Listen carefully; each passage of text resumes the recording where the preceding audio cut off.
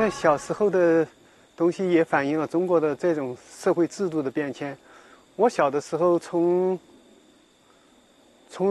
念幼儿园一直到初中，都觉得生活在幸福的一个国度，完全是祖国的花朵，完全是处在一种非常兴奋甚至很亢奋的这种状况之中。到了1963年以后，情况才发生变化。那时候学生的受到学校的待遇，以前受到待遇是挺好，因为学习成绩也好，表现也好，很受老师的宠爱，还当班干部。但是从60年代初，上世纪60年代初开始就实行阶级路线，学生的这个表现或者是成绩一般就不怎么算数了，完全是根据家庭情况来看，连当一个小组长都当不上了。这就是根据家庭背景来决定你的出身。我记得在高中的时候，甚至到了那种地步，有一门功课叫政治，政治考试其实是考政治理论，或者是有关马克思主义理论。老师打分数并不是根据你的试卷，而是根据你的家庭出身给你一个分数，就已经到了这么一个地步。所以我觉得我从小可以分成两段，一段是幸福的祖国花朵式的那种天真烂漫的充满幸福感的这种童年跟少年，然后到了进入青年时代，进入念高中的阶段，也就从1963年以后，就完全变成另外一类了，就永远处在一个边缘的地位，处在二等公民的地位。无产阶级文化大革命是我们伟大的领袖毛主席亲自发动的，全国革命人民热烈响应毛主席的号召，掀起了轰轰烈烈的文化大革命的高潮。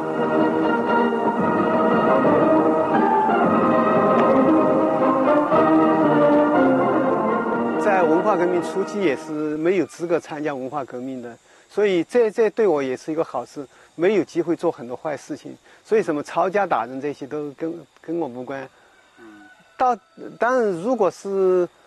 不是这种情况的话，我会不会做很多坏事？我对我自己道德上没有保证的，也许会随大流，也许会做很多坏事，但实际上没做，就是我觉得也是一个万幸，因为家庭出身不好，因为没有资格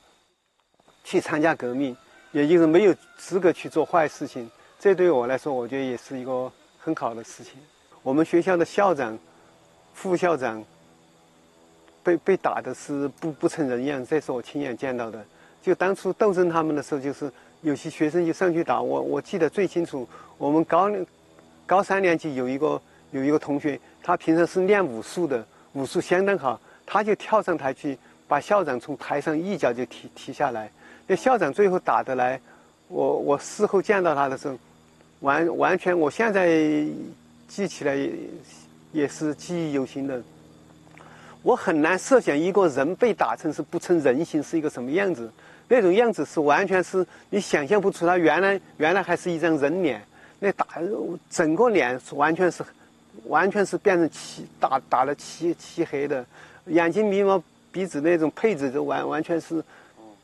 完全不一样。我觉得看了以后那种非常令人心酸的。虽然当初觉悟不是那么高，还是认为他们是走资派，但是打成那样的话，我觉得基本的人道主义的恻隐之心还是有的。我看了，我觉得心里是非常酸痛的。后来文化革命后期，我到西昌去串联，也看到过，就亲自看到武斗中间打死的人，对方一个侦察兵吧，跑到另外一派那里去侦察他们的军情，最后被发现了。他逃跑的过程中间，一枪正中后脑勺，后脑勺里面子弹钻进去，前脑勺里面子弹就是一个大窟窿，就冒出来，就匍匐在地上，看起来是非常恐怖跟非常可怕的。我看了那一幕，我觉得心里也不寒而栗。那时候就促使自己萌生了一种想法，叫退出文化革命。我说这些东西太可怕了。In the last decade of his rule, he had launched the Cultural Revolution and brought China to disaster. Mao's most fanatic supporters, millions of teenage Red Guards, followed his orders to attack their teachers, intellectuals, Communist Party officials, even their own families. 就您在那个红城再往前回一点，您在那个红城，做这个小理论家，然后这可能写了很多东西。那一段就是对您后来的这些理论思考有没有什么影响？在文化革命高潮中间，我作为我们那一派的写理论文章的人，写了很多文章，而且这种文章在当地还相当有影响的。因为我们当初我那个组织的很好。首先，我们那组织每一个学校都分成了两派，我们在学校是占绝对优势的。一个学校1200人，我们那派有600人，对方的组织只有100人，所以我们占绝对优势。然后我们组织的很好，我每写了一个文章，就马上就有人很短时间就把它刻发成传单形式，传单就分发到一些人的手上，那些就连夜抄大字报，一抄就是上百份，在全成都市大街小巷都覆盖。所以占领舆论阵地这种事，当初我们的话语权是特别大的，就是我们做的非常是有效率的。我写文章写得很快，出现一个新的形式，马上就做出反应，对形势做出评论。写的文章都是我们对当前形势的看法啊，或者这一类的文章，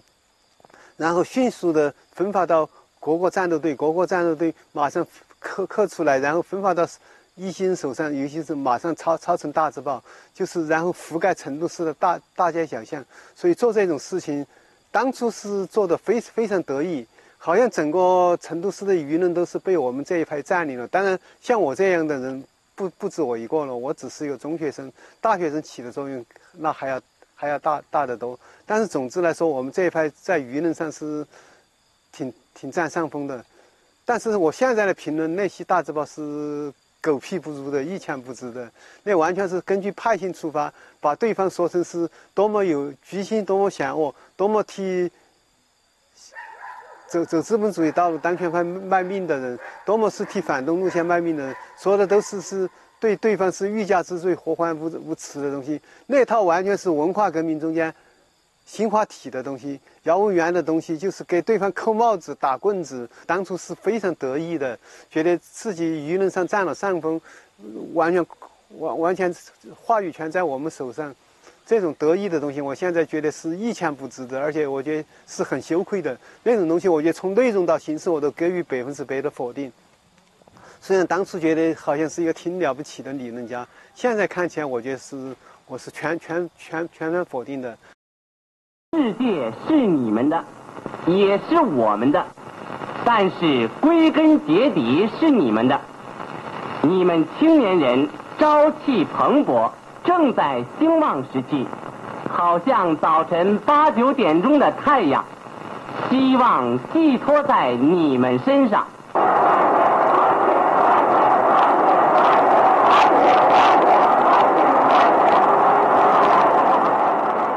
文化革命的大民主是一个引起很大争议的东西，很多对文化革命怀念的人，包括西方的左派，是一直认为文化革命中间中国人民享受了充分的民主，因为提倡大民主、大鸣大放、大字报、大辩论这种东西。实际上，根据我个人体会，我觉得实际上是毫无民主的，因为中共中间有一个正式的文件，文化革命中间，如果谁提出的东西是反对毛泽东、反对林彪的，但实际上也包括反对江青的，就属于线性反革命。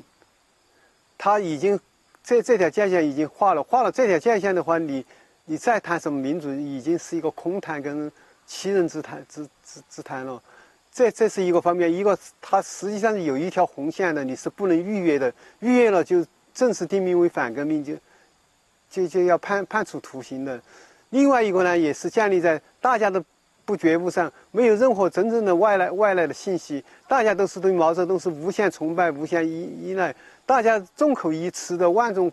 欢呼毛泽东、毛主席万岁万岁万岁。在这种情况下，让你说话，你说出来的话，也就是毛泽东怎么好的问题。你说毛泽东100分好，另外一个说毛泽东不是，毛泽东有120分好，大家比的是这么一个东西的话，我觉得实际上是毫无意义的。当然，只有在某种意义上稍微有一点意思的是，在大明大字报大辩论情况下，很多人冒着被打成反革命的这种风险，提出了一些文化革命之间很异端的思想，比方杨孝凯提出的“中国先活出去”，这类东西也是利用了当初这种大鸣大放、大字报、大辩论形式，那种只能叫做利用了当初的形式做的事情，这跟大鸣大放、大字报、大辩论本身具有进步意义是没有任何关系的。玉诺克的出生论这种思想是在1966年年底或者是1967年年初，这里就不得不提到胡平这个人之所以很高明的东西，他是把玉诺克的思想在成都市跟四川省进行传播的第一个人，而且他当初凭一个中学生的力量，居然就办了一份报纸，前印的报纸，就是转载玉诺克的出生论跟这些思想，他自己加评论加暗语。他不但做这件事，而且他从事传播玉诺克的思想以外，他还在社会上组织大量的红卫兵，包括我这样的人，希望我们不要去搞那些捍卫毛主席革命路线啊，去从事两国司令部的斗争啊，去打倒刘少奇，而要关注真正的问题。比如真正的问题，学童论就是一个真正的问题。他就自己进行这种串联式的这种联系，召集这些在成都市比较有影响的一些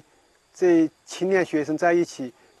跟他一起干这种事情。我觉得我认识胡平就是这么认识的。我觉得现在想起来是挺有意思的，他的那种眼光跟魄力，我觉得确实是非常了不起的。他宣传这种东西，当初玉诺克的思想对我影响很大。当初学童论提出来以后，我觉得提出学童论从北京传到北京的高干子弟，提出了那种对联，叫做“老子英雄而好汉，老子反动而混蛋”。这种东西大概是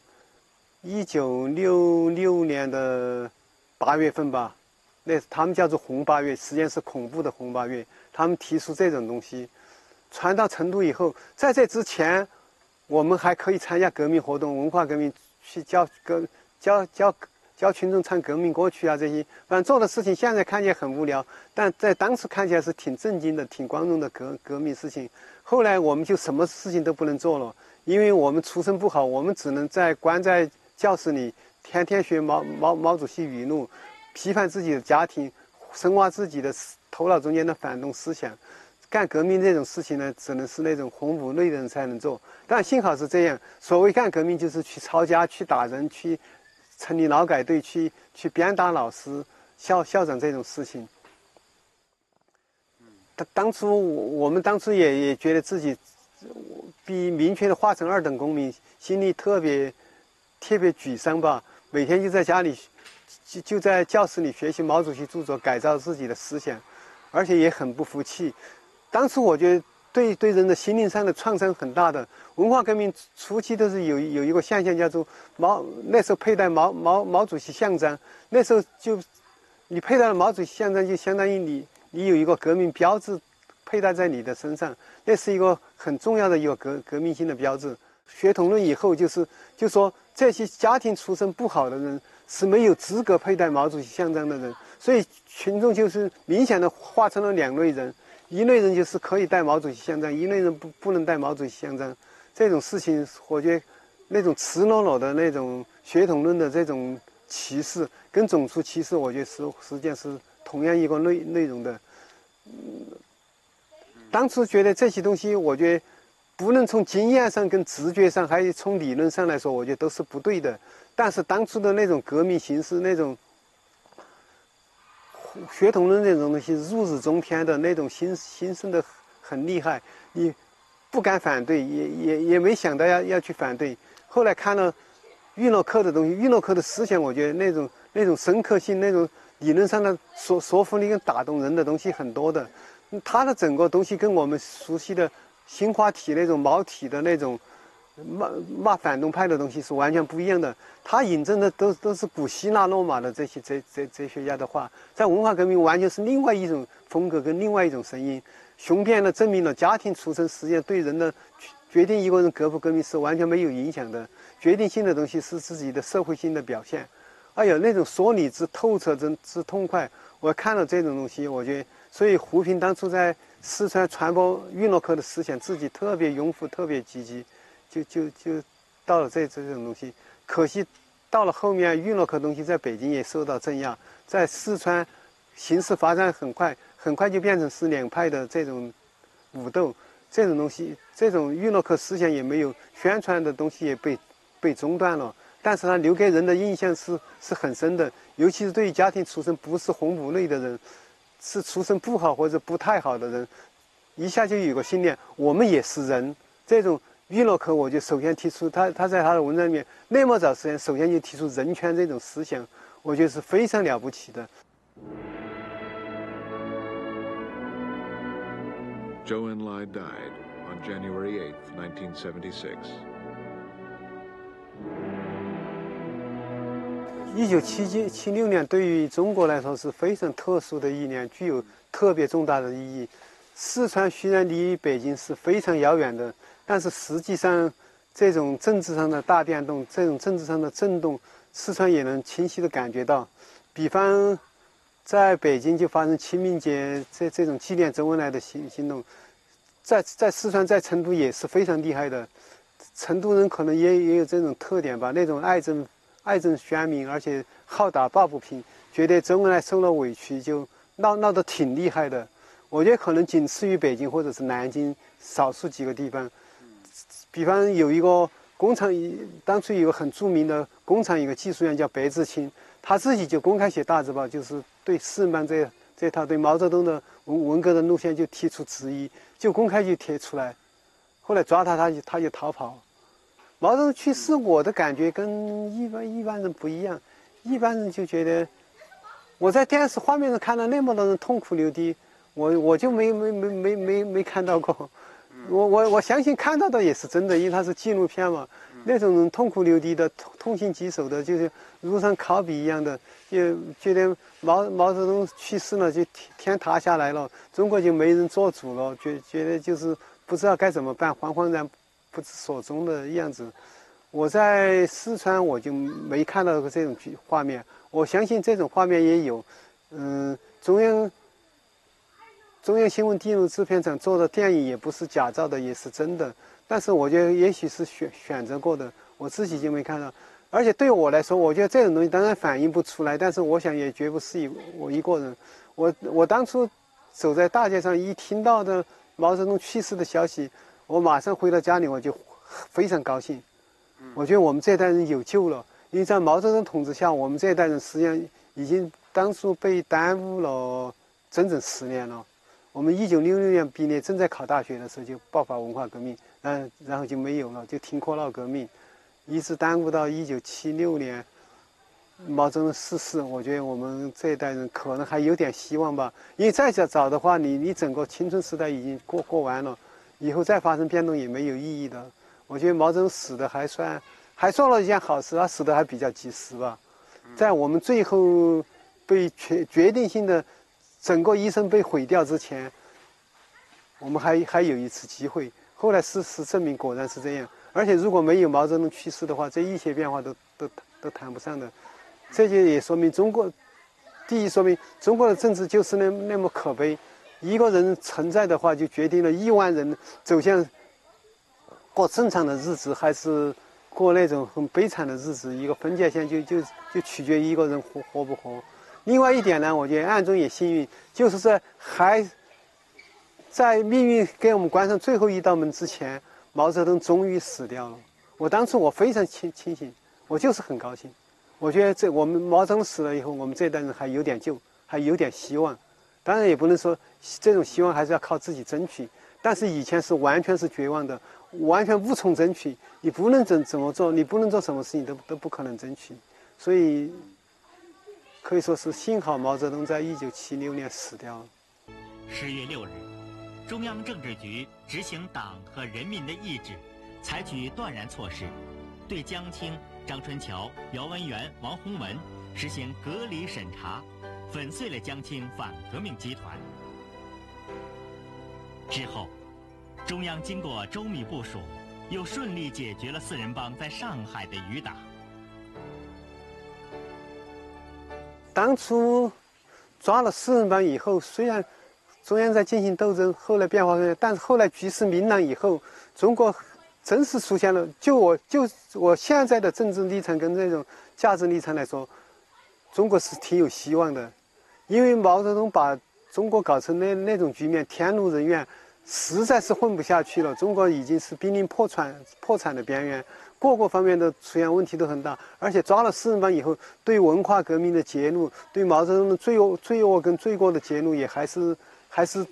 有不少的东西。中国要真正的改弦更张，另走一条新路的这种可能性是存在的。那时候大家充满希望，这是有道理的。虽然后来证明那种变化实际上并不是最根本跟最彻底的，但是当初的希望确实是，当初对四人帮的揭露，我觉得是非常厉害的。比方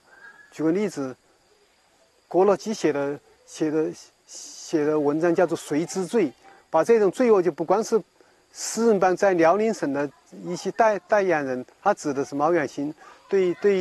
个别优秀人物的迫害，他实际上是追问到政治制度这个层面上来了。我觉得这种曲线，虽然这种曲线后来被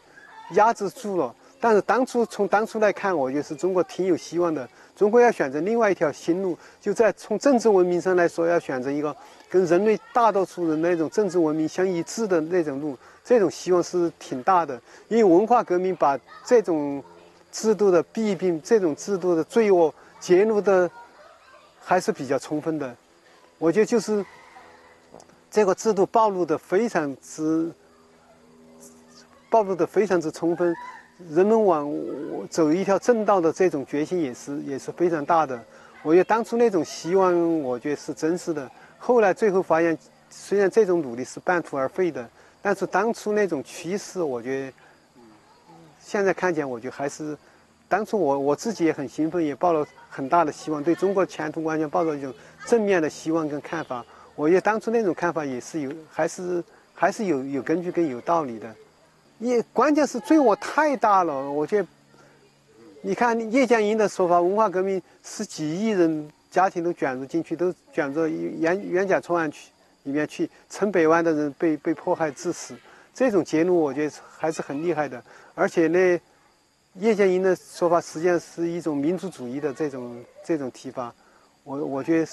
是提倡的是说中国的问题不是资本主义太多，而是资本主义不够或者是没有的问题。中国没有民主的问题，这些我觉得当初我觉得从上到下都有一种充满希望这种气氛。我觉得后来只不过后来又回归老路，又变过去了，这是另外一回事。当初的确实是充满希望的时代。1977年7月的中共10届三中全会，恢复了邓小平第3次被打倒前的所有职务。有意无意之间，73岁的邓小平把自己的公开亮相选择在一个轻松的时刻。历史记录了这个人民期待已久的时刻，也记录了人民对未来的热切期盼。中国相比的是第19层地狱。如果从19层地狱变到18层地狱，甚至17层地狱里面，大家就觉得特别好了，就完全是采取一种歌颂的态度了。他就不知道有人本来应该最本真的生活到底应该是怎么样。我觉得现在对80年的歌颂也就出于这种意思。